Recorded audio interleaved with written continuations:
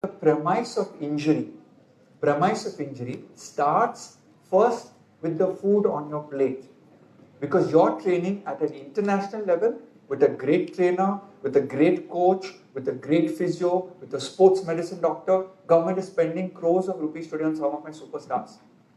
I have Suyash Yadav who won a gold medal, Paralympic swimmer. What's his mindset? After I've trained like a whatever, like I've trained like seriously hard, right? The trainer has pulled every inch of sweat out of me. The coach has ripped literally my ass apart. Okay? Forgive the language, but that's what happens in training, and you know that as a coach. You know that as a trainer, as a physio. You're getting those injuries. What's their God-given right? When they finish training, I want to eat what I want to eat. So my first premise is, if injury prevention has to happen, as a nutritionist, I have to work at the psychology level to teach them to eat correctly. And that correctness is scientific. Now we can do a 6-day workshop on how to eat correctly. So I want to speed up over here. The second thing, when I want to eat what I want, hello, Zomato, Swiggy, let me order that. You and I decide to do a business together. What's your profession? Physio. So you're the physio, you're going to be the investor in my business, we're going to open a restaurant together. Okay? You're going to be the guy who's going to give me the money, I'm going to be the nutritionist. I want to make an omelette. I want to make a biryani. I will find the cheapest quality rice or the most expensive quality rice. Cheapest quality. So figure this out. 90% of our athletes, including you, the coaches, physios and trainers, they're eating from out. The semblance of food that is being selected is the starting point of injury. Think about it. If I come to your mother's house, the food she's going to serve me is a rice which is above 90 rupees. Agree? We go to the restaurant, even no shakes, the hotel over here is not going to use the most expensive quality rice. You're laughing and you know you're agreeing with me. Right? My point is this. The investment to protecting the human body is the raw material you provided. If each of you have a vehicle here in this room, right? If it's a Khatara vehicle, you will use the same cloth to wipe the top of the vehicle and the tires. I have a client who recently bought the top-end Merc. He has 3 cloths in that car. One for the tire, one for the paint, okay, and one for the glass. That's your top-end athlete.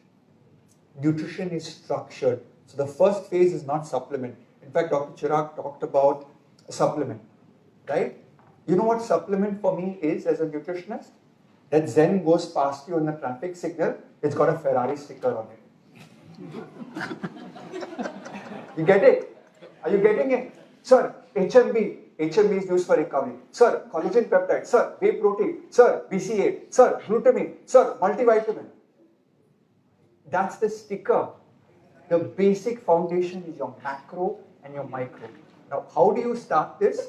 You don't start it by saying 2 idli, 2 dosa, 2 sambar. You start with a blood test. And you look at the entire spectrum of vitamins and minerals and look for nutritional deficiency. If there's a little bit more money in the athlete, maybe ask for a genetic test. Today, genetic test, we're looking at things like the genes that absorb for vitamin A, B1, B2, B6, B9, B12, vitamin C, vitamin D, vitamin E, vitamin K, calcium, sodium, potassium, magnesium. You talked all about this in this seminar today. The point is, if your gene is not absorbing it, that fucking nail is there in your patella. That nail is the deficiency, right? So, all of us are experts in our own field.